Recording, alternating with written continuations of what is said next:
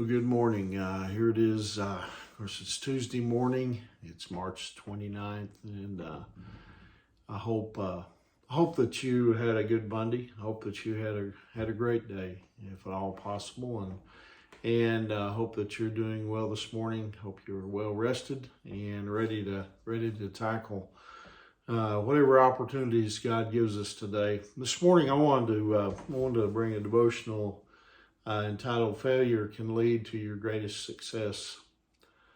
You know, when you're in the middle of a failure, and we all have them, it can seem like nothing good will ever come from it. But God can always, He can always bring good from your failures. In fact, your worst failure can become your greatest success. If you let Him, God will use your failures to build His church. Jesus told Peter in Luke chapter 22, verse 32, when you have repented and turned to me again, strengthen and build up the faith of your brothers.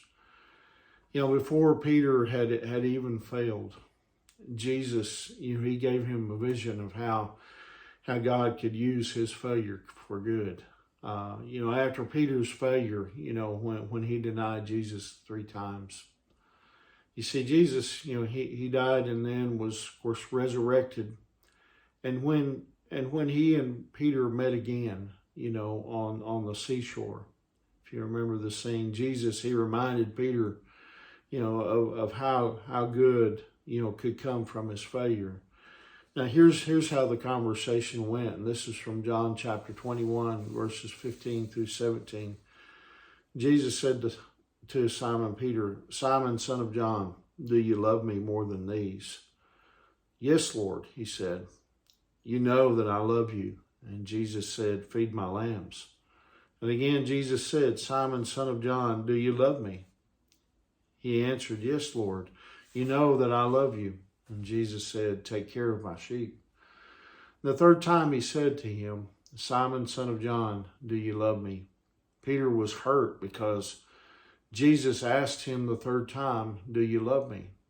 He said, "Lord, you know all things. You know that I love you." And Jesus said, "Feed my sheep." 3 times Jesus asked Peter, "Do you love me?" Now, why did he ask that 3 times? Well, I think he was giving Peter the opportunity to make up for the 3 times that he had denied Jesus. And each time, Jesus, gave Peter another way that he could use his failure for good. Feed my lambs. Take care of my sheep. Feed my sheep.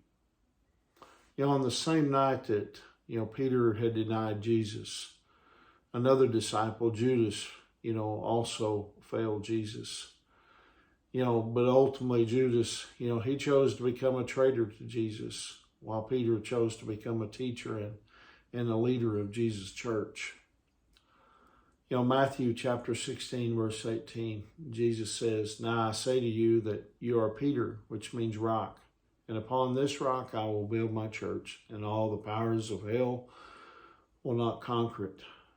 You see, God is building His church on people who failed. You see, in fact, God only uses failed people because here's the fact: there aren't any perfect people.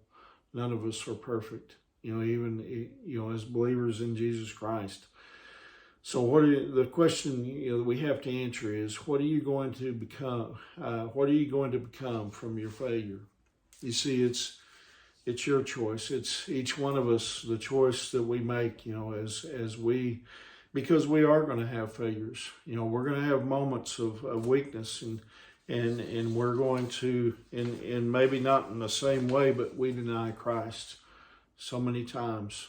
And, we fail to speak up sometimes when we should, when God gives us the opportunity. And so my prayer is, for myself, for you, is that we would be bold in our witness, and we would continue to go on even when we have our failures, because that's what God wants us to do. He wants us to keep going. You know, He wants us to get up, dust ourselves off, and He'll help us. He'll help us along the way. He'll help us to be faithful. And so I hope that encourages you this morning. I hope that you have a wonderful day. Remember, Angie and I, we love you guys, and we're praying for you. And Lord willing, I'll see you tomorrow morning. God bless you.